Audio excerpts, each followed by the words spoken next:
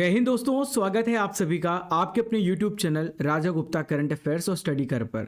मैं हूं आप सभी का राजा गुप्ता और आज मैं आपको 7 महीने के इंपॉर्टेंट करंट अफेयर्स पढ़ाने जा रहा हूं जो भारत के हर एग्जाम में, चाहे वो BPSC हो, चाहे वो रेलवे हो, चाहे वो SSC हो या फिर कोई भी एग्ज़ाम जो यूपी में हो रहा है या फिर MP में, राजस्थान में, भारत के जितने भी वनडे एग्ज़ाम हैं उन सभी को ध्यान में रखते हुए हमने सेशन को बनाया है।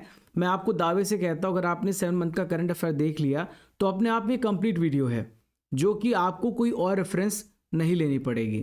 तो जनवरी से लेकर जुलाई तक जितने भी इंपॉर्टेंट करंट अफेयर बन सकते हैं उन सभी को हमने यहाँ पे डिस्कस किया है, पूरी तरीके से अपडेटेड है ये। तो चलिए फ्रेंड्स, स्टार्ट करते हैं अपने सेशन को। क्लास आपकी बाइलिंगुअल है, यानी हिंदी और इंग्लिश दोनों मीडियम के स्टूडेंट यहाँ पे इसे पढ़ सकते हैं। हर एग्जाम में आपके 5 से 10 नंबर पक्के हैं इस करंट अफेयर्स की क्लास से। तो चलिए स्टार्ट करते बिना किसी देरी के। और भी बहुत कुछ आपको मैं बताऊंगा, स्टैटिक जीके के साथ पढ़ाऊंगा, आप बस फॉलो करते रहिए। चैनल पर अगर आप नए हैं तो सब्सक्राइब कर लीजिए। PDF आपको हमारी एप्लीकेशन पे मिल जाएगी। देखिए, पहला क्वेश्चन देखते हैं। अभी हाल ही में हेनले पासपोर्ट इंडेक्स जारी किया गया है। तो हेनले पासपोर्ट इंडेक्स जुलाई 2025 में भारत की क्या रैंक है? तो देखिए फ्रेंड्स, भारत की रैंक इसमें 77 है। पहले भारत की रैंक 85 हुआ करती थी, अभी इस पर काफ़ी ज़्यादा सुधार आया है। भारत इसमें 77 प्लेस पे पहुंच चुका है। देखिए, क्वेश्चन पूछा जाता है कि हेनले पासपोर्ट इंडेक्स जारी कौन करता है? तो हेनली एंड पार्टनर्स के द्वारा इस इंडेक्स को जारी किया जाता है, जो कि लंदन UK में ये प्रिपेयर की जाती रिपोर्ट और ये वहाँ से रिलेटेड फॉर्म है। तो इंटरनेशनल एयर ट्रांसपोर्ट एसोसिएशन है, जिसे IATA बोलते हैं, उसके डेटा के आधार पर इस इंडेक्स को यहाँ पे जारी किया जाता है। देखिए, इंडेक्स जो है एक साल में 2 बार जारी किया जाता है, जनवरी महीने में भी और जुलाई महीने में भी। तो जनवरी महीने में भारत की रैंक 85 थी, अभी जुलाई महीने में भारत का स्थान 77 पहुंच चुका है। तो जनवरी में 85 प्लेस भी ध्यान में रखिएगा। देखिए, भारत ने सबसे तेज सुधार किया है, ऐसा इस रिपोर्ट में पता चलता है। जो भारतीय पासपोर्ट धारक हैं वो 59 देशों में वीज़ा फ्री यात्रा कर सकते हैं। देखिए, इसमें टॉप पे जो कंट्री है वो है सिंगापुर, सेकंड पे जापान और साउथ कोरिया, थर्ड पे जर्मनी, फ्रांस, स्पेन और इटली है, फोर्थ पे नीदरलैंड, स्वीडन और पुर्तगाल है, और फिफ्थ पे स्विट्जरलैंड, न्यूजीलैंड और ग्रीस है। देखिए, यहाँ पे जो सबसे लोअर पोजीशन में वो अफगानिस्तान है। अफगानिस्तान को सबसे निचला स्थान मिला है। अगला है, हाल ही में किस देश में अशोक स्तंभ की प्रतिकृति का अनावरण किया गया है? In which country has replica of Ashoka pillar has been unveiled? तो इसका राइट आंसर हो जाएगा श्रीलंका। देखिए, श्रीलंका जो है इसने अशोक स्तंभ की प्रतिकृति का अनावरण किया है। आप यहाँ पर देख सकते हैं, ये इसका इनॉग्रेशन किया जा रहा है और ये 21 जुलाई को इसका इनॉग्रेशन किया गया है। जगह है वास्का डूवा, श्रीलंका। भारत के जो उच्चायुक्त है, हाई कमिश्नर है, इनका नाम है संतोष झा, इन्होंने यहाँ पे इसकी घोषणा करी है। देखिए, सम्राट अशोक की श्रीलंका के प्रति सेवा को सम्मान देना इसका मेन उद्देश्य है। भारत ने इसमें $15 मिलियन की हेल्प भी करी है श्रीलंका की। अगला है, इसरो नासा का एक संयुक्त उपग्रह, इसका नाम है निसार। तो निसार को कब लॉन्च किया जाएगा? तो निसार सैटेलाइट को फ्रेंड्स 30 जुलाई को लॉन्च किया जाएगा। ध्यान में रखिएगा, कब? 30 जुलाई को इसे लॉन्च किया जाएगा। देखिए, निसार का फुल फॉर्म होता है नासा और इसरो सिंथेटिक एपर्चर रडार, ये इसका फुल फॉर्म है। शाम 5:40 में 30 जुलाई को इसे लॉन्च किया जाएगा। जगह है सतीश धवन अंतरिक्ष केंद्र, श्रीहरिकोटा से लॉन्चिंग होगी। GSLV F-16 की मदद से 743 किलोमीटर ऊंचाई पर यह सन सिंक्रोनस ऑर्बिट पे लॉन्च किया जाएगा। इसमें 12,500 करोड़ रुपए का यहाँ पे खर्च आना है। देखिए फ्रेंड्स, अगला क्वेश्चन ये रहा, भारत के किस उपराष्ट्रपति ने 21 जुलाई 2025 को पद से इस्तीफा दे दिया है? तो यहाँ पे वाइस प्रेसिडेंट जिन्होंने अपने पद से रिजाइन किया है, इनका नाम है जगदीप धनखड़। जगदीप धनखड़ भारत के 14th वाइस प्रेसिडेंट थे जिन्होंने अपने पद से रिजाइन किया है। यहाँ पर आप एक फैक्ट और नोट कर लीजिए, हामिद अंसारी एक ऐसे वाइस प्रेसिडेंट हैं जो 2 बार कार्यकाल पूरा कर चुके एज अ वाइस प्रेसिडेंट, और कृष्ण कांत एक ऐसे वाइस प्रेसिडेंट हैं जिनका डेथ हो गया था इनके टर्म में, इनके टेन्योर में। तो आप यहाँ पर देख सकते हैं जगदीप धनखड़ को, भारत के 14 वाइस प्रेसिडेंट थे। 11 अगस्त 2022 को इन्होंने सोअन लिया था, यानी शपथ ली थी, और इन्होंने 21 जुलाई को इस्तीफा दिया, रिजाइन किया है। और देखिए, जो देश का राष्ट्रपति होता है उसको वाइस प्रेसिडेंट यहाँ पे रेजिग्नेशन लेटर शेयर करता है।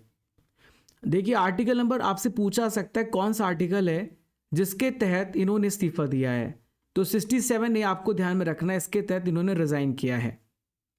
ये ऐसे पहले वाइस प्रेसिडेंट हो चुके हैं जिन्होंने सत्र के बीच में इस्तीफा दिया है, ये आपसे पूछा जा सकता है, और कार्यकाल के दौरान इस्तीफा देने वाले तीसरे वाइस प्रेसिडेंट हैं। नेक्स्ट है, इनमें से किस जज के खिलाफ महाभियोग की प्रक्रिया को शुरू किया गया है?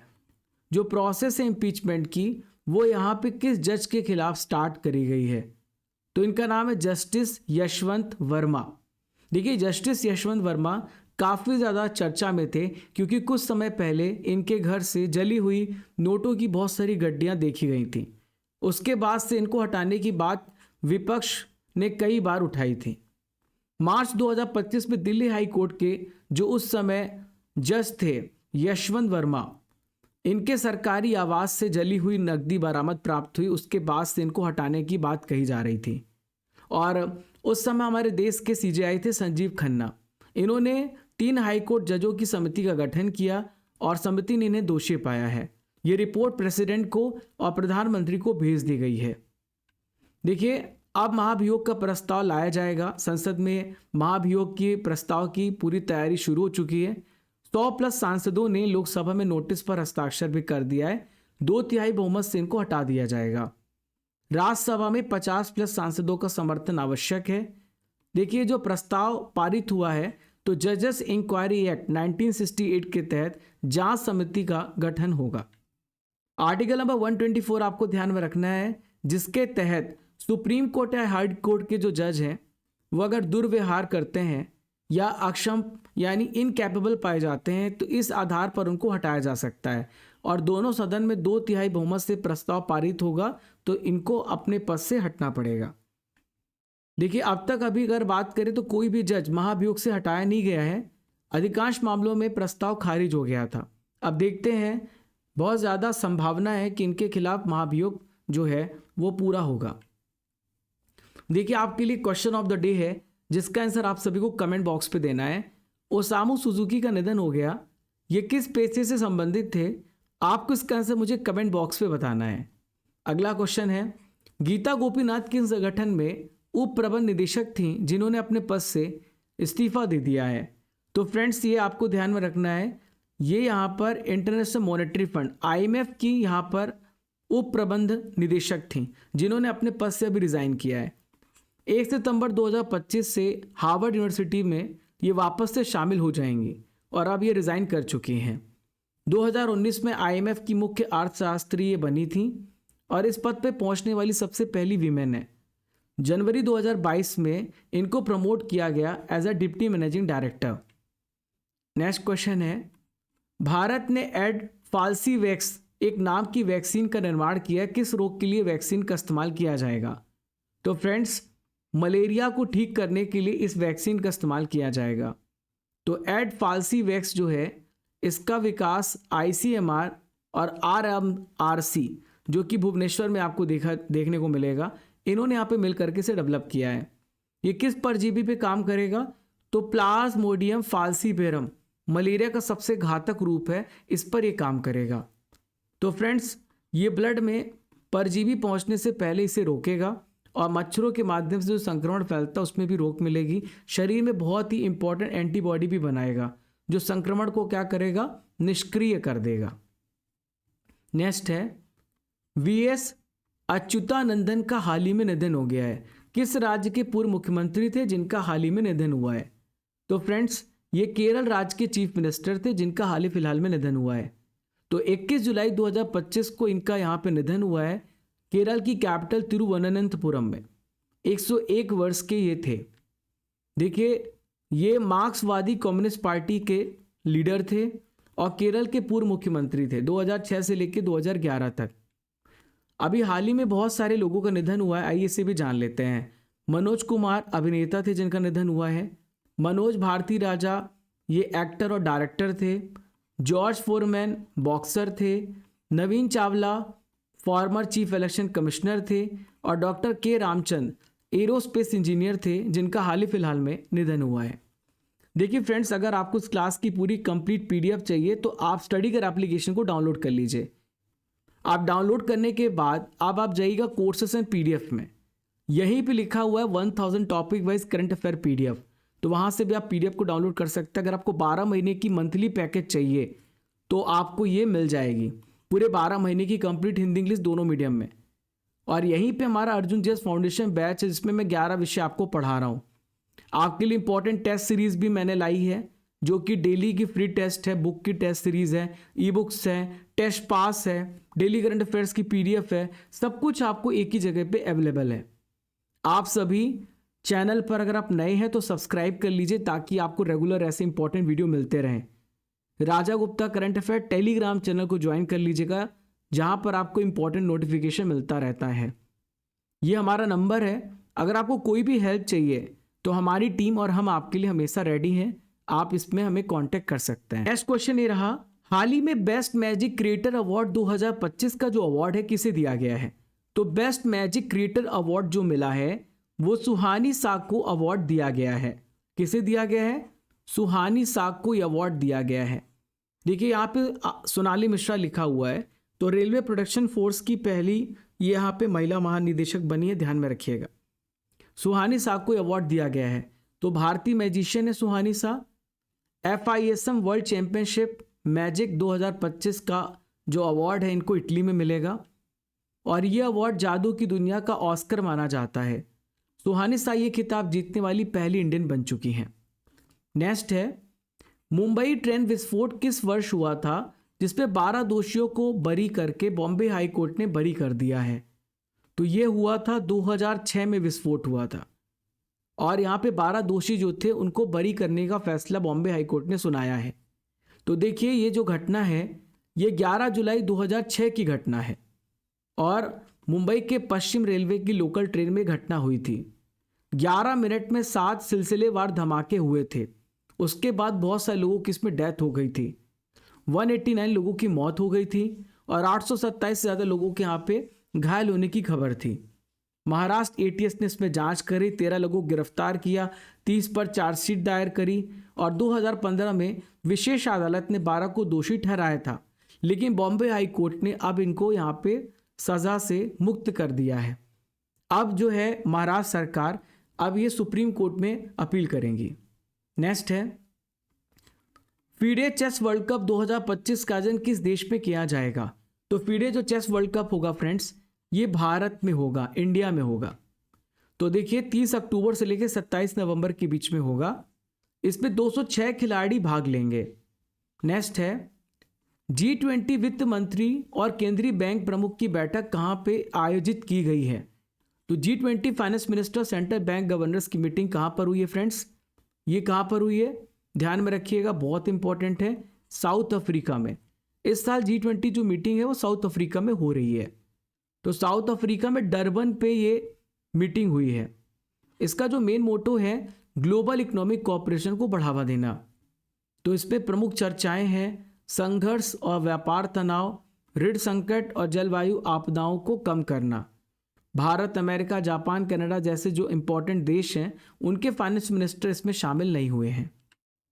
G20 जो है 22 से लेकर 23 नवंबर के बीच में होगा 2005 में और साउथ अफ्रीका में पहली बार हो रहा है।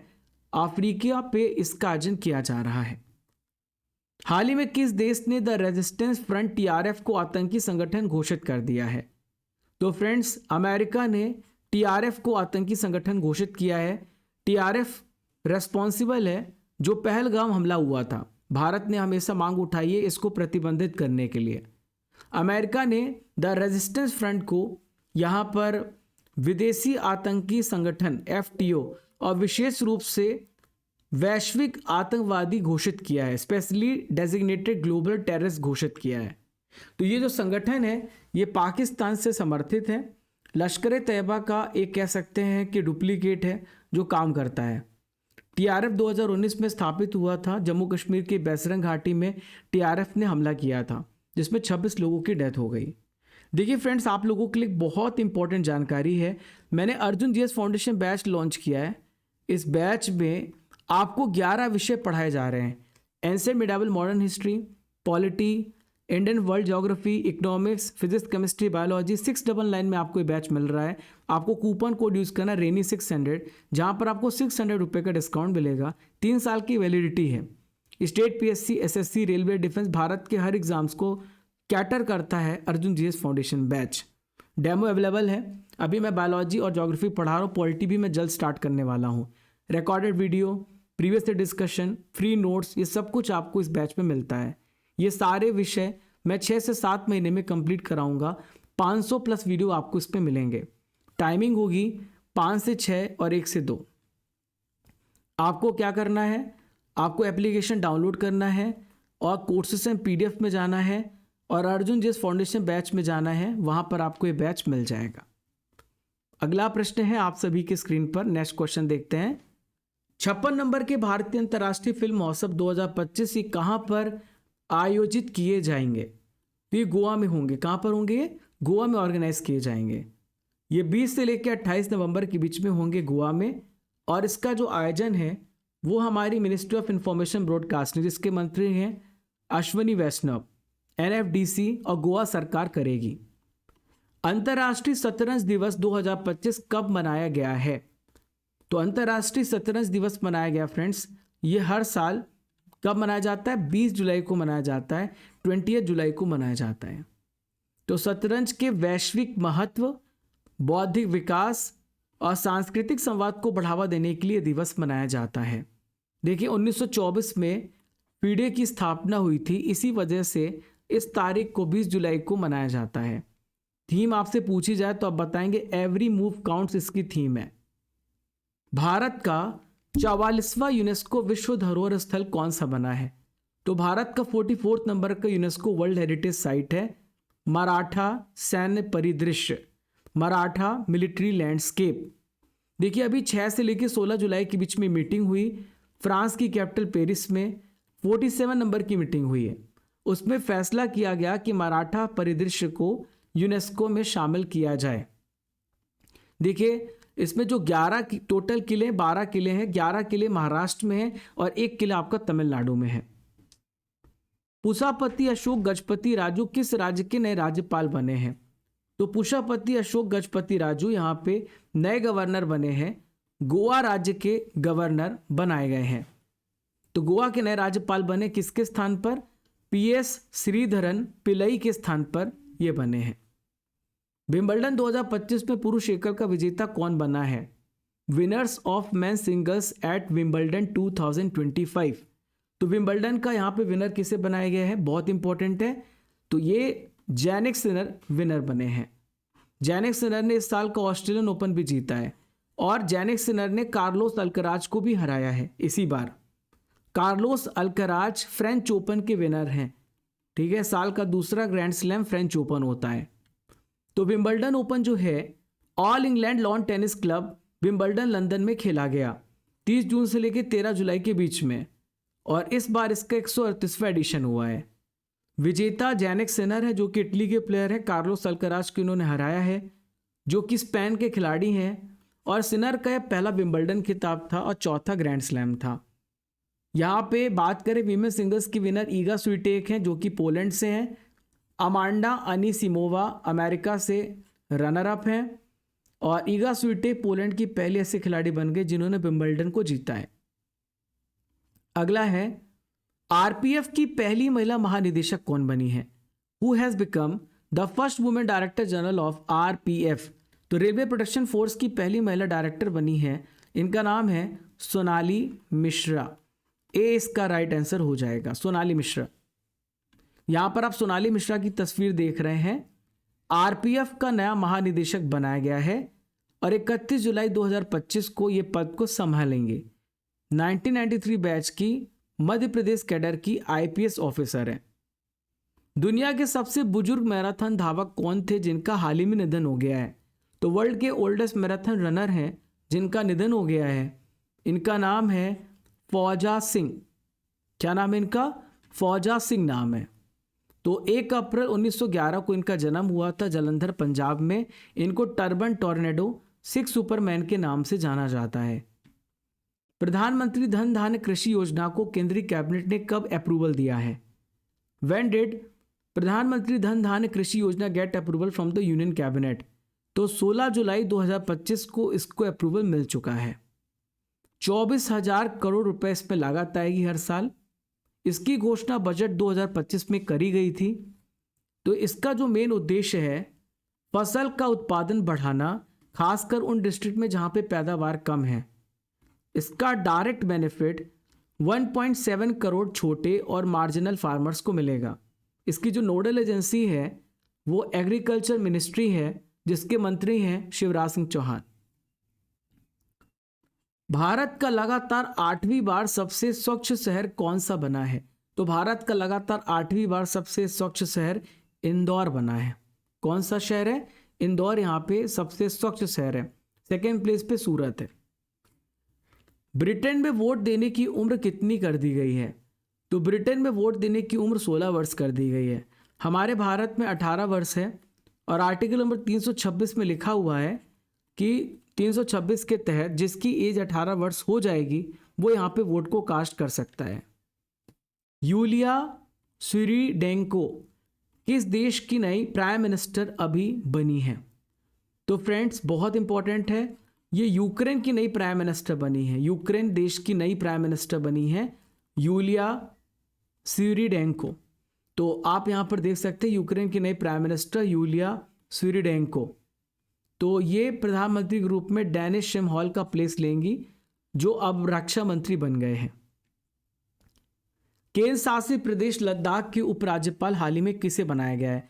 तो केंद्र शासित प्रदेश लद्दाख का उपराज्यपाल बनाया गया है कविंदर गुप्ता को। किसे बनाया गया है?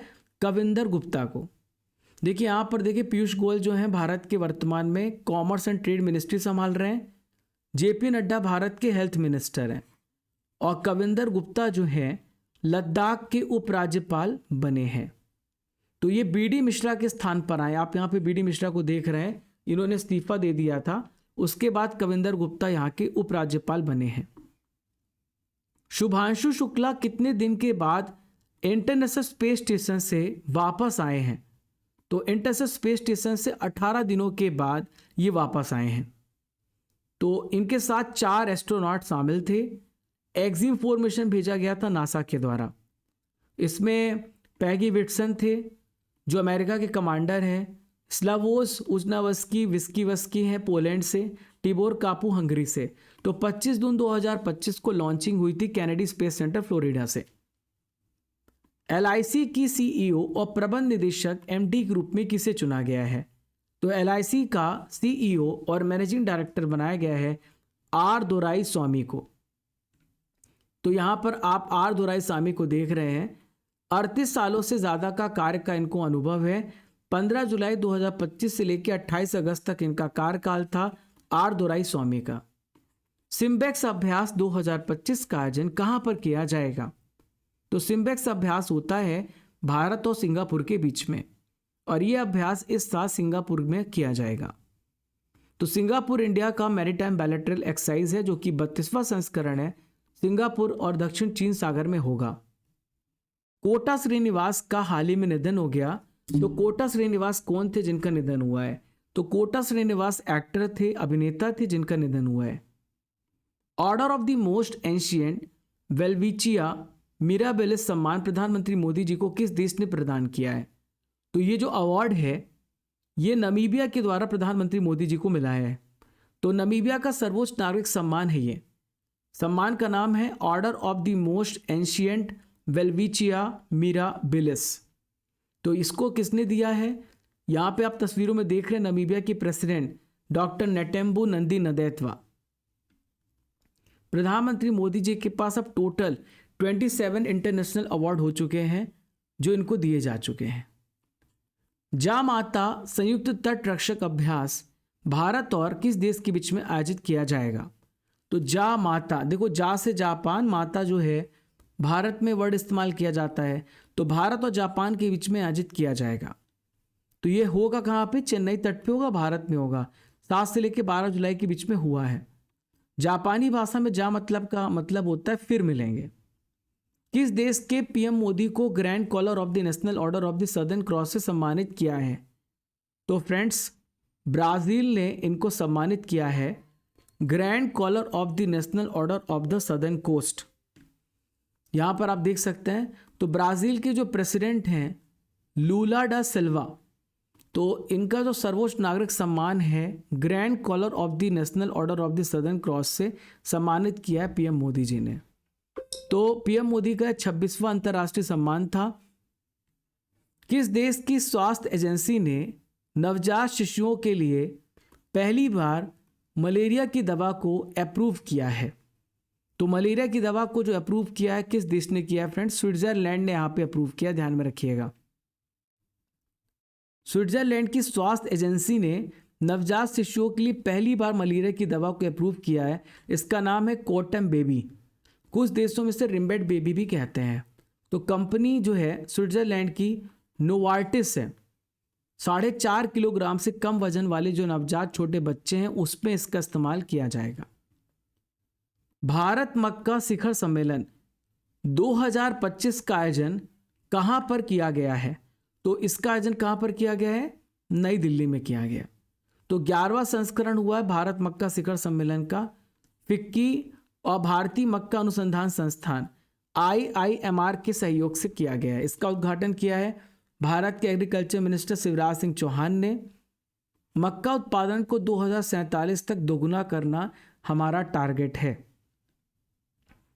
देखिए फ्रेंड्स, आपके लिए हमने एक बुक लॉन्च करी है, बहुत ही स्पेशल बुक है। ये स्टैटिक जीके बुक आपके हर एग्जाम में काम आने वाली है।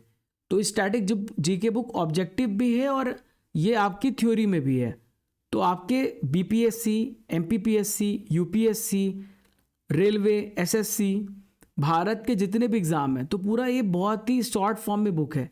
आप अमेजन से ऑर्डर कर सकते हैं इस बुक को, लिंक डिस्क्रिप्शन बॉक्स में अमेजन में जा करके आप ऑर्डर कर सकते हैं। अगला सवाल है आप सभी के स्क्रीन पर। एशिया की सबसे बुजुर्ग हथनी, इसका नाम है वात्सला।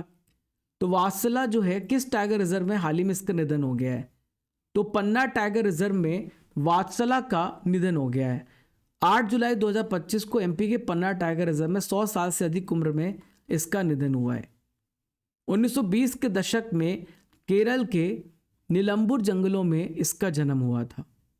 तो सर्कस से इसे बचा करके नर्मदापुर में लाया गया था। फिर पन्ना टाइगर रिजर्व में इसको स्थायी निवास मिला था। भारत सरकार के द्वारा 1992 में हाथी परियोजना स्टार्ट की गई हाथियों को बचाने के लिए। बिहार सरकार ने राज्य की स्थायी निवासी महिलाओं को सरकारी नौकरियों में कितने % का आरक्षण देने का फैसला किया है? तो देखिए 35% का आरक्षण मिलेगा यहाँ पे महिलाओं को। तो सभी सरकारी नौकरियों में 35% का आरक्षण मिलेगा, बिहार की महिलाओं को मिलेगा, बिहार के बाहर की महिलाओं को नहीं मिलेगा।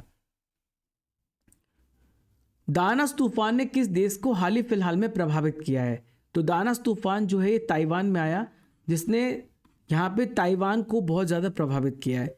7 जुलाई 2025 को ये तूफान आया था चियाई, ताइनान, काओशुंग और युनलिन में। 90 किलोमीटर प्रति घंटे की रफ्तार से दानस तूफान ने यहाँ पे ताइवान को इफेक्ट किया है। केरल का पहला स्किन बैंक कहाँ पे खोला गया है? तो केरल का पहला स्किन बैंक तिरुवनंतपुरम में खोला गया, जो केरल की कैपिटल है। 15 जुलाई 2025 को इसका उद्घाटन हो गया है विश्व प्लास्टिक सर्जरी दिवस पर। ब्रिक्स शिखर सम्मेलन 2026 की मेजबानी कौन सा देश करेगा? तो 2026 में इसकी मेजबानी भारत करेगा। इस साल ब्रिक्स समिट कहाँ पर हुआ है? ब्राजील में हुआ है। लास्ट ईयर कहाँ पे हुआ था? रशिया में हुआ था। नेक्स्ट ईयर कहाँ पे होगा? भारत में होगा। तो 2026 की मेजबानी भारत करेगा। अगला ब्रिक्स संसदीय मंच की मेजबानी भारत यहाँ पे करेगा। ठीक है, 18वां संस्करण होगा। देखिए फ्रेंड्स, नेक्स्ट क्वेश्चन आप सभी के स्क्रीन पर ही रहा। त्रिनिदाद एंड टोबैगो का सर्वोच्च जो नागरिक सम्मान है हाल ही में किसे प्राप्त हुआ है? तो त्रिनिदाद और टोबैगो का हाईएस्ट सिविलियन ऑनर दिया गया है नरेंद्र मोदी जी को। इसका राइट आंसर हो जाएगा नरेंद्र मोदी। तो ये जो सम्मान का नाम है ये है Order of the Republic of Trinidad and Tobago, और ये सम्मान किसे प्राप्त हुआ है? प्रधानमंत्री मोदी जी को दिया गया है। सम्मान किसने दिया है? क्रिस्टीन कंगालू ने दिया है, जो त्रिनिदाद और टोबैगो की प्रेसिडेंट हैं, और ये सम्मान पाने वाले सबसे पहले विदेशी नेता ही बन चुके हैं। नेक्स्ट है, अमेरिका में द अमेरिका पार्टी की स्थापना किसने करी है? Who founded the America party in the United states? तो अमेरिका में अमेरिका पार्टी की स्थापना यहाँ पर एलॉन मस्क ने करी है। देखिए 5 जुलाई 2025 को एलॉन मस्क ने अमेरिका में अमेरिका पार्टी की स्थापना करी है। अमेरिका में भी 2 पार्टी सिस्टम चल रहा है जहाँ पे रिपब्लिकन और डेमोक्रेट्स हैं। तो जो डोनाल्ड ट्रंप हैं वो यहाँ पे रिपब्लिकन पार्टी से बिलोंग करते हैं। तो 1 पार्टी सिस्टम को चुनौती देने के लिए यहाँ पर अमेरिका के लोगों की आवाज़ उठाने के लिए इन्होंने स्टार्ट किया है। हाल ही में प्रधानमंत्री मोदी जी किस शहर की प्रतीकात्मक चाबी इनको प्रदान की गई है? तो इनको सम्मान दिया गया है। अर्जेंटीना का शहर है, कैपिटल है ब्यूनस आयर्स। तो ब्यूनस आयर्स का इनको प्रतीकात्मक चाबी प्रदान किया गया है। तो यहाँ पर ये सम्मान जॉर्ज मैक्री के द्वारा इनको दिया गया है। हाल ही में 2025 के ग्रैंड शतरंज टूर में रैपिड खिताब किसने जीता है? तो इस खिताब को गुकेश डोमाराजू ने जीता है। तो ये वर्ल्ड चैंपियन है गुकेश डोमाराजू, जिन्होंने क्रोएशिया के जाग्रेब में 2025 का ग्रैंड शतरंज टूर में रैपिड खिताब जीता है। जॉन क्रिस्टॉफ डूडा यहाँ पे 2nd प्लेस पर थे, जो कि पोलैंड से हैं 11 अंकों के साथ। मैग्नस कार्लसन नॉर्वे से हैं, जो 10 अंकों के साथ तीसरे स्थान पर रहे। भारतीय नौसेना की पहली महिला फाइटर पायलट कौन बनी? इनका क्या नाम है? तो इनका नाम है आस्था पूनिया। क्या नाम है इनका? आस्था पूनिया नाम है। भारतीय नौसेना की पहली महिला फाइटर पायलट बनी है। विशाखापत्तनम में INS डेगा है, वहाँ पे बेसिक हॉक कन्वर्जन कोर्स इन्होंने पूरा करके ये अचीवमेंट हासिल करी है। विंग्स ऑफ गोल्ड से इन्हें सम्मानित किया गया है। तो भारतीय नौसेना के पास प्रेजेंट में MiG-29 के लड़ाकू विमान है, जो INS विक्रमादित्य और INS विक्रांत पर तैनात है। देखिए नेक्स्ट क्वेश्चन है, भारतीय खो खो महासंघ के अध्यक्ष हाल ही में किसे बनाया गया है? तो भारतीय खो खो महासंघ का अध्यक्ष बनाया गया है यहाँ पे सुधांशु मित्तल को। सी इसका राइट आंसर हो जाएगा। तो आप यहाँ पे सुधांशु मित्तल को देख रहे हैं, जो 2025-29 के भारतीय खो खो महासंघ के अध्यक्ष निर्विरोध चुने गए हैं। और महासचिव जो हैं उपकार सिंह विर्क जनरल सेक्रेटरी हैं, वो यहाँ पर बनाए गए हैं। तो भारतीय खो खो महासंघ जो है 1955 में स्थापित हुआ है। भारत में खो खो खेल का प्रचार और इसके विकास की भूमिका के लिए ये कार्य करता है। भारत का पहला ट्रांसजेंडर अस्पताल कहाँ पे खोला गया है? तो भारत का पहला ट्रांसजेंडर हॉस्पिटल हैदराबाद में खोला गया है, और ये जगह है नारायणगुड़ा हैदराबाद। टाटा ट्रस्ट की हेल्प से इसे स्टार्ट किया गया है। पूरी तरीके से ट्रांसजेंडर कम्युनिटी के द्वारा इसे संचालित किया जा रहा है। 2021 में इसे स्थापित किया गया। 2025 में फंडिंग रुक गई थी, इसलिए काम करना बंद कर दिया गया था। 2025 जुलाई में वापस इसने काम करना स्टार्ट कर दिया है। माइक्रोसॉफ्ट ने किस देश में अपना कारोबार बंद कर दिया है? तो माइक्रोसॉफ्ट ने दोस्तों हाल ही फिलहाल में पाकिस्तान में अपना कारोबार बंद कर दिया है। पाकिस्तान में इकोनॉमिक इंस्टेबिलिटी को देखते हुए और व्यापारिक माहौल जो अनसर्टेन है, इस वजह से माइक्रोसॉफ्ट ने फैसला किया है। नासा ने एक्सपीडिशन 75 के तहत अंतर्राष्ट्रीय अंतरिक्ष स्टेशन के लिए भारतीय मूल की किस व्यक्ति को चुना है? तो यहाँ पर अनिल मेनन को चुना गया है। ये इंडियन ओरिजिन पर्सन है जो नासा के एक्सपीडिशन 75 मिशन के लिए चुने गए हैं। तो ये जो प्रक्षेपण है जून 2026 में किया जाएगा लॉन्चिंग रोस्कोस्मोस सोयूज MS-29 अंतरिक्ष यान के माध्यम से। तो लॉन्च स्थल है बाइकोनूर कॉस्मोड्रोम कजाकिस्तान, और साथी यात्री होंगे पियोत्र डुब्रोव, अन्ना किकीना, और जो भूमिका निभाएंगे ये फ्लाइट इंजीनियर की भूमिका निभाएंगे। खुफिया एजेंसी रॉ के प्रमुख हाल ही में किसे अपॉइंट किया गया है? तो रिसर्च एंड एनालिसिस विंग के यहाँ पे प्रमुख बनाए गए हैं पराग जैन। किसे बनाया गया है? पराग जैन को यहाँ पे अपॉइंट किया गया है। तो ये सीनियर IPS ऑफिसर हैं पराग जैन। इनको यहाँ पे रॉ का प्रमुख अपॉइंट किया गया। 1 जुलाई 2025 से कार्यभार को संभालेंगे। पाइतोंग तान शिनवात्रा किस देश की प्राइम मिनिस्टर थी जिन्हें न्यायालय ने पद से हाल ही फिलहाल में सस्पेंड कर दिया है? तो थाईलैंड की प्राइम मिनिस्टर थी जिनको अभी पद से हटाया गया है। तो थाईलैंड का संवैधानिक न्यायालय ने फैसला सुनाया है, इनको पद से सस्पेंड किया गया है।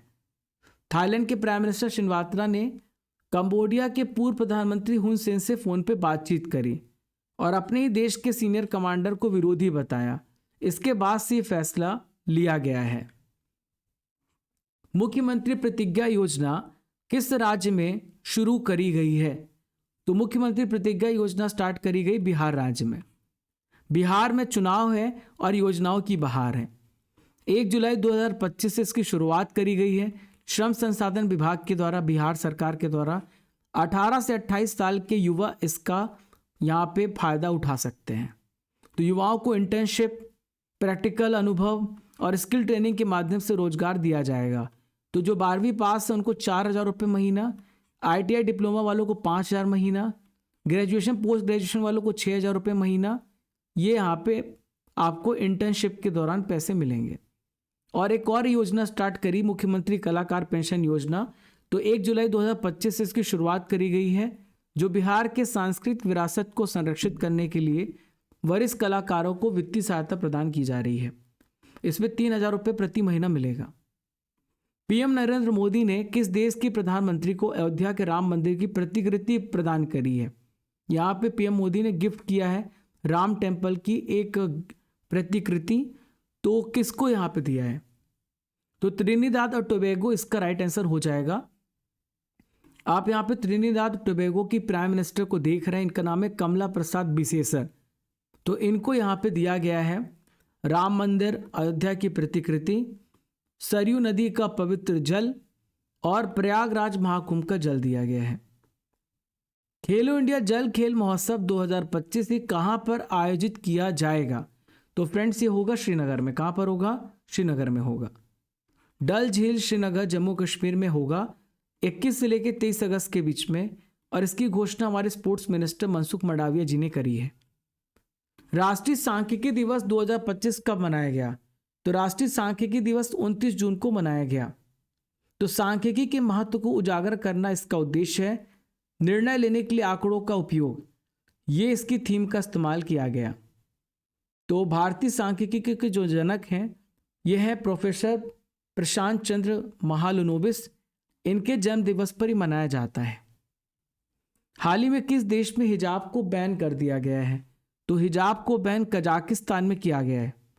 कजाकिस्तान एक मुस्लिम कंट्री है और इसने फैसला किया है कि हिजाब पे पूरी तरीके से बैन लगा दिया जाए और इस पे हस्ताक्षर कर दिया गया है। देखिए फ्रेंड्स, नेक्स्ट क्वेश्चन आप सभी के स्क्रीन पर ये रहा। कैबिनेट ने राष्ट्रीय खेल नीति 2025 को मंजूरी दी है। ये किस पुरानी नीति का स्थान लेगी? तो कैबिनेट ने जो नेशनल स्पोर्ट्स पॉलिसी इंप्लीमेंट करने की बात कही है, तो ये राष्ट्रीय खेल नीति 2001 के स्थान पे आएगी। तो 1 जुलाई 2025 को इसकी अप्रूवल मिल गई है। ये नीति राष्ट्रीय खेल नीति 2001 का स्थान लेगी। राष्ट्रीय खेल नीति 2025 को भी अप्रूवल मिल गया है। ऑपरेशन मेलॉन किस एजेंसी ने चलाया है? तो ऑपरेशन मेलॉन को एनसीबी ने स्टार्ट किया है। ठीक है। तो नारकोटिक्स कंट्रोल ब्यूरो ने देश के सबसे बड़े डार्क नेट ड्रग बेचने वाला गिरोह केटा मेलॉन का पर्दाफाश किया है। तो इसके लिए ऑपरेशन मेलॉन यहाँ पे चलाया गया है। ईरान के खिलाफ किस देश ने ऑपरेशन मिडनाइट हैमर चलाया था? तो ईरान के खिलाफ यहाँ पर किसने ऑपरेशन हैमर स्टार्ट किया है? तो अमेरिका ने स्टार्ट किया था।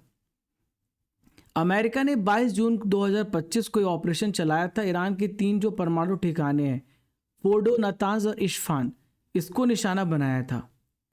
भारत का तीसरा पूर्ण साक्षर राज्य कौन सा बना है? तो भारत का तीसरा पूर्ण साक्षर राज्य त्रिपुरा बना है।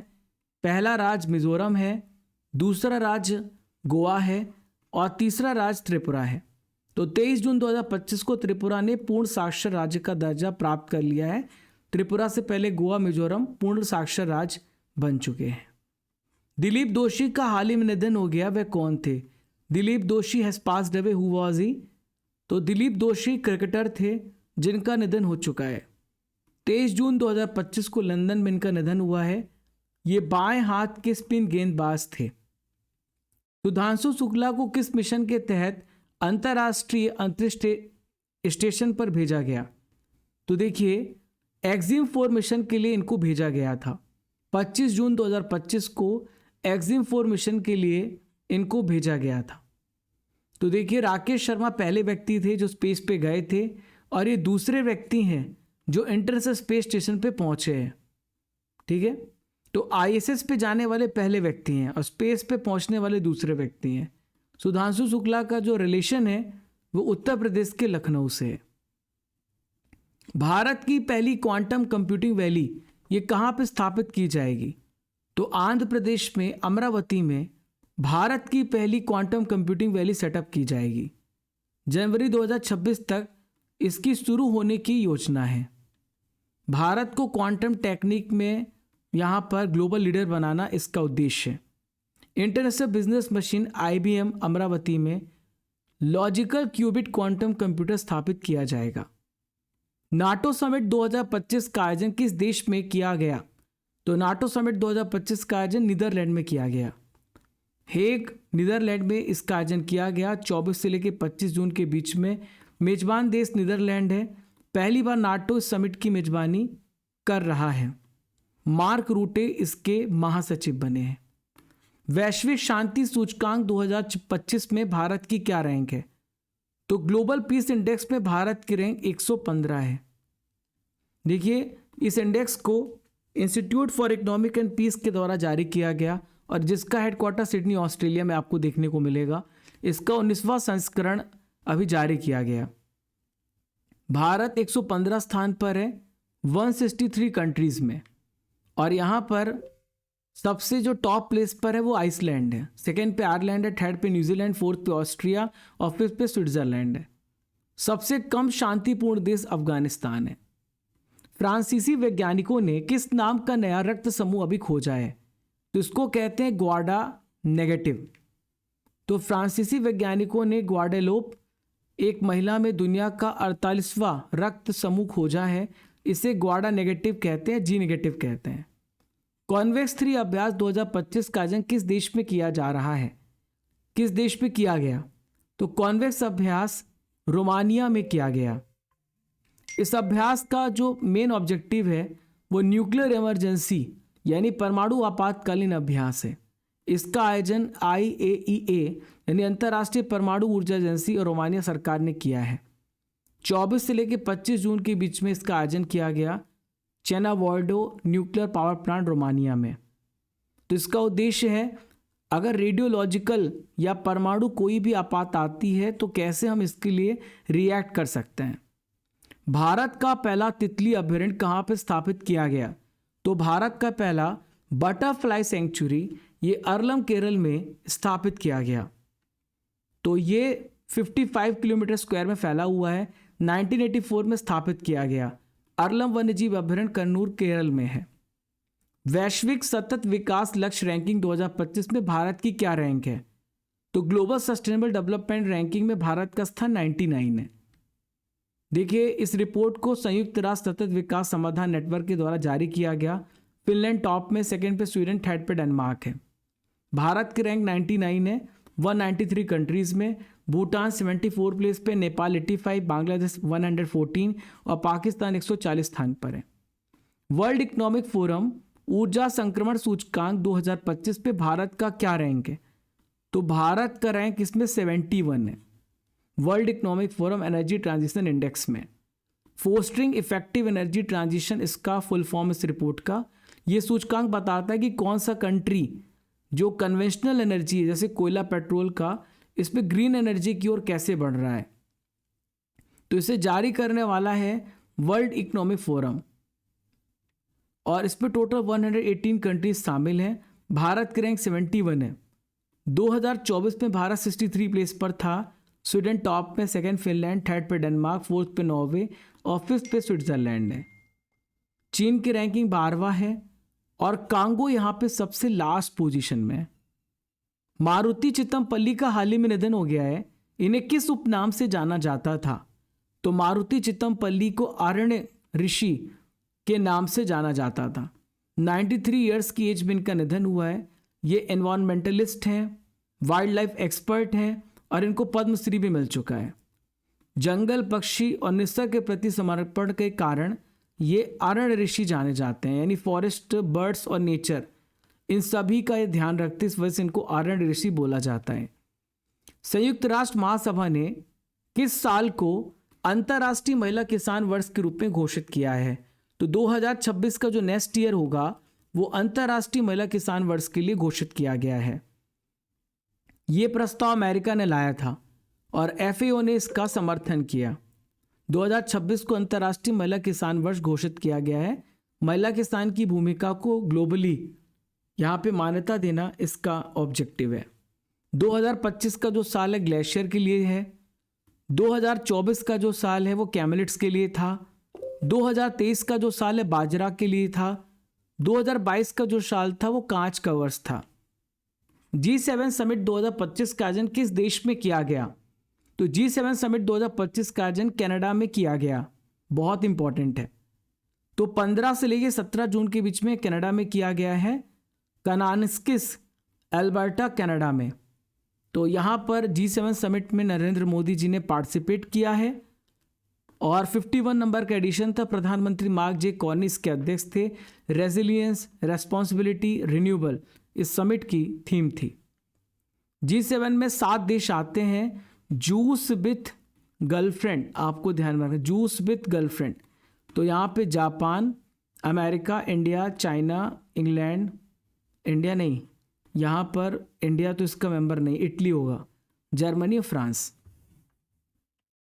भारत सरकार ने अहमदाबाद में एयर इंडिया विमान हादसे की जांच के लिए एक कमेटी का गठन किया था। इसका अध्यक्ष किसे बनाया गया था?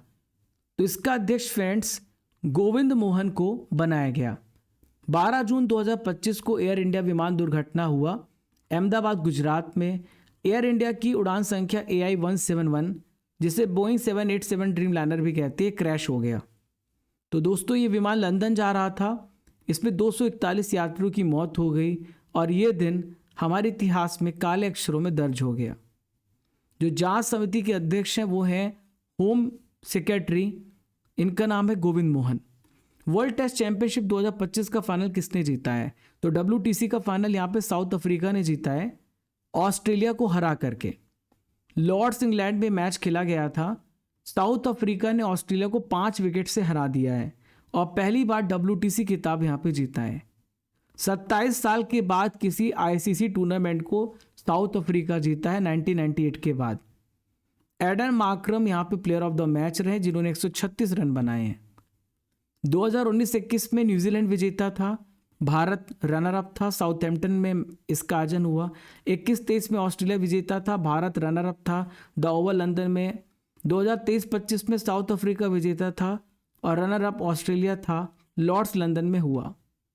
अहमदाबाद विमान दुर्घटना में एयर इंडिया का कौन सा विमान दुर्घटनाग्रस्त हो गया? इसका नाम है AI-171। 12 जून को यह हादसा हुआ था, ध्यान में रखिएगा, अहमदाबाद मेघानी नगर इलाके में हुआ था यह हादसा। ठीक है। World economic forum gender gap index 2025 में भारत की क्या रैंक है? तो world economic forum gender gap index में भारत की रैंक 131 है और ये भारत पिछले साल 129 प्लेस पे था, इस बार भारत 131वें स्थान पे पहुंच गया है और वर्ल्ड इकोनॉमिक फोरम के द्वारा इस इंडेक्स को जारी किया गया। आइसलैंड फर्स्ट है, सेकंड फिनलैंड है, third Norway, fourth United kingdom, fifth यहाँ पे न्यूजीलैंड है। PM मोदी ने कहाँ पे चिनाब ब्रिज का उद्घाटन किया है? तो PM मोदी जी ने जम्मू कश्मीर में चिनाब ब्रिज का उद्घाटन किया। 6 जून 2025 को इसका उद्घाटन हुआ है। जम्मू कश्मीर में चिनाब नदी पर दुनिया का सबसे ऊंचा रेलवे आर्च पुल चिनाब ब्रिज का उद्घाटन किया गया है। ये 1.31 किलोमीटर यहाँ पे इसकी लंबाई है और 359 मीटर ऊंचाई पे स्थित है। इसमें 14.86 अरब यहाँ पे पैसे लगे हैं और ये जो है लोकेशन इसकी चिनाब नदी पर है। खीचन और मेनार आर्द्रभूमि किस स्टेट पे जिसे रामसर स्थल में अभी शामिल किया गया है? तो खीचन और मेनार आर्द्रभूमि राजस्थान राज्य में है। ठीक है, तो रामसर स्थलों की सूची में से शामिल किया गया है। भारत में टोटल अब 91 रामसर स्थल हो चुके हैं। जो खीचन है, अगर आपसे पूछा जाए कहाँ पर है, तो खीचन जो है राजस्थान में है। प्रवासी पक्षी डेमो ईसिल क्रेन के लिए काफ़ी ज़्यादा फेमस है ये, और उदयपुर राजस्थान में ये इसे बर्ड विलेज भी कहा जाता है, जहाँ पर आपको 200 प्लस प्रजातियाँ देखने को मिलेगी। यहाँ पे मेनार आर्द्रभूमि है। भारत में सबसे ज़्यादा जो आर्द्रभूमि है वो तमिलनाडु में 20 रामसर साइट हैं। भारत का सबसे बड़ा सुंदरबन है पश्चिम बंगाल में, सबसे छोटा रेणुका है हिमाचल प्रदेश में। ली जे-म्यूंग किस देश के नए राष्ट्रपति चुने गए हैं? ली जे-म्यूंग साउथ कोरिया के नए प्रेसिडेंट बनाए गए हैं। इनका संबंध लिबरल पार्टी से है और साउथ कोरिया के नए प्रेसिडेंट चुने गए हैं। इन्होंने कंजर्वेटिव पार्टी किम मून सू को बड़े अंतर से हराया है। विश्व डोपिंग निरोधक एजेंसी वाडा के अध्यक्ष के रूप में तीसरी बार किसे चुना गया है? तो वाडा का अध्यक्ष चुना गया विटोल्ड बांका को चुना गया है। देखिए, तीसरी बार विश्व डोपिंग निरोधक एजेंसी वाडा के अध्यक्ष बने हैं और यांग फिर से इसके उपाध्यक्ष चुने गए हैं। देखिए फ्रेंड्स, नेक्स्ट क्वेश्चन आप सभी के स्क्रीन पर ही रहा। भारत के 52 नंबर के चीफ जस्टिस कौन बनेंगे? तो भारत के 52 नंबर के चीफ जस्टिस बनेंगे जस्टिस BR गवई। ये बन चुके हैं। जस्टिस BR गवई भारत के 52 नंबर के चीफ जस्टिस हैं और ये संजीव खन्ना के स्थान पर बने हैं। तो इनके ऑफिशियल नाम की सिफारिश की गई थी, अभी बन चुके हैं। तो देखिए, इनके नाम को केंद्रीय कानून मंत्रालय को भेज दिया गया था, तो ये अप्रूव हो गया है। इनका कार्यकाल 13 मई को समाप्त हो चुका है, संजीव खन्ना का, और गवई का कार्यकाल सिर्फ 7 महीने के लिए होगा। ह्यूमन डेवलपमेंट इंडेक्स अभी जारी किया गया 2025 का।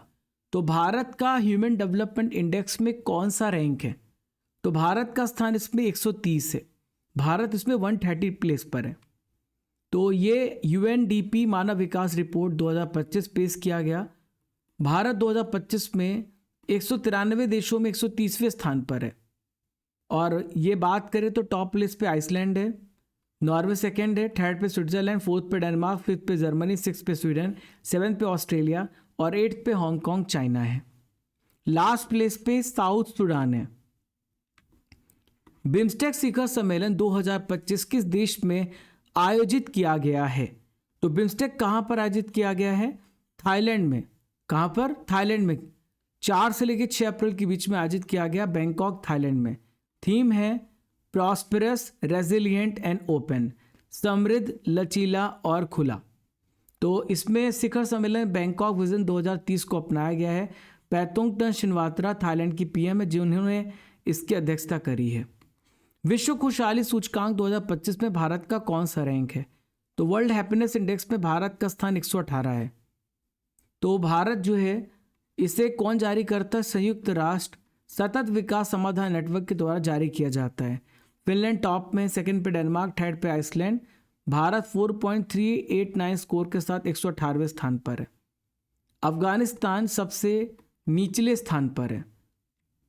अंतर्राष्ट्रीय ओलंपिक समिति IOC का पहला महिला अध्यक्ष किसे बनाया गया? तो इंटरनेशनल ओलंपिक कमेटी का अध्यक्ष बनाया गया है क्रिस्टी कोवेंट्री को। तो क्रिस्टी कोवेंट्री 10वीं यहाँ पे अध्यक्ष बनी है IOC की, और इस पद पे पहुंचने वाली पहली महिला है, पहली अफ्रीकी और सबसे युवा है। 18वीं लोकसभा के अध्यक्ष कौन बने? आपको इसका आंसर मुझे कमेंट बॉक्स पे देना है आप सभी को। ऑस्ट्रेलिया ओपन 2025 में पुरुष एकल का खिताब किसने जीता है? आपको इसका आंसर कमेंट बॉक्स पे देना है। तो देखिए, ऑस्ट्रेलियन ओपन को यहाँ पे किसने जीता? यानिक सिनर ने जीता है। ऑस्ट्रेलियन ओपन 1905 से स्टार्ट हुआ है और साल का सबसे पहला जो ओपन होता है ऑस्ट्रेलियन ओपन होता है। ध्यान में रखिएगा, बहुत इंपॉर्टेंट है।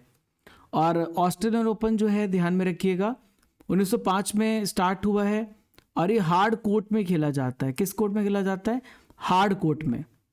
तो ऑस्ट्रेलियन ओपन मेंस टाइटल यहाँ पे इटली के यानिक सिनर ने जीता है, जर्मनी के अलेक्जेंडर ज्वेरेव को हरा करके।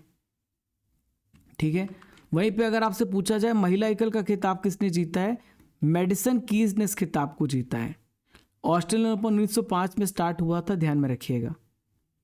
देखिए फ्रेंड्स, यहाँ पर हमारा पूरा लेक्चर समाप्त हो जाता है। हमने पूरे 7 महीने के अति महत्वपूर्ण प्रश्नों को कवर किया है जो आपके एग्जाम में आने वाले हैं। तो आप फॉलो करते रहिए, चैनल को फॉलो करते रहिए, सब्सक्राइब कर लीजिए। अर्जुन GS फाउंडेशन बैच हमने लॉन्च किया है। इस बैच से आपका GS बहुत ही शानदार हो जाएगा। एंशिएंट, मिडाइवल, मॉडर्न हिस्ट्री, जो यहाँ पे Indian physical, world geography, polity, economics, physics, chemistry और बायोलॉजी, ये सारे विषय मैं आपको पढ़ा रहा हूँ 699 में। कोर्स की वैलिडिटी 3 साल है। आपको रेनी 600 कूपन कोड का यूज़ करना, जहाँ पे आपको ये बैच 699 में मिलेगा। आपको recorded video, PDF notes, previous discussion, ये सब कुछ मिलेगा केवल 699 में। आप जो है ये सारे विषय पढ़ेंगे 6 से 7 महीने में। 500 प्लस वीडियो आपको इस वीडियो में मिलेंगे इस कोर्स में, और 5 से 6 और 1 से 2 आप यहाँ पे टाइमिंग है आपकी क्लास की, आप इसे फॉलो करते रहें। आप स्टडी कर एप्लीकेशन को डाउनलोड करिएगा, कोर्सेस एंड PDF में जाइएगा, अर्जुन जीएस फाउंडेशन बैच पे जाइएगा, वहाँ से आप जा करके अर्जुन जीएस फाउंडेशन बैच में जाके एनरोल कर सकते हैं। इंग्लिश मीडियम, हिंदी मीडियम 2024-2025 की 12 महीने का पैकेज आप यहाँ से प्राप्त कर सकते हैं। Test series, monthly book, 6 month, ये पेड कोर्सेज, ये सब कुछ अवेलेबल है। आप अभी हमारी बुक को ऑर्डर कर सकते हैं अमेज़न पर, इसका लिंक डिस्क्रिप्शन बॉक्स में दिया गया है। 4650 MCQ आपको यहाँ पे मिलेंगे, हिंदी इंग्लिश दोनों मीडियम में। 4000 प्लस टेस्ट आपको 1 साल की वैलिडिटी के साथ मिलेगा, SSC, स्टेट, PSC, बैंकिंग, हर एग्ज़ाम्स के लिए। और दोस्तों 2024-2025 का 12 महीने का पैकेज भी आपके लिए यहाँ पर दिया जा रहा है। 6 महीने की करंट अफेयर्स की ई बुक भी है 200 MCQ के साथ। चैनल को फॉलो कर लें, सब्सक्राइब कर लें, शेयर कर दें, और यहाँ पर ये नंबर है, इस नंबर पे आप कांटेक्ट कर सकते हैं अगर आपको कोई भी हेल्प चाहिए। जून महीने की ई बुक को भी आप डाउनलोड कर सकते हैं हिंदी इंग्लिश दोनों मीडियम में। तो फ्रेंड्स 1000 टॉपिक व static PDF Hindi English medium में अवेलेबल है, आप जा कर के इसे अवेल कर सकते हैं, आपको ये एप्लीकेशन पे मिलेगा।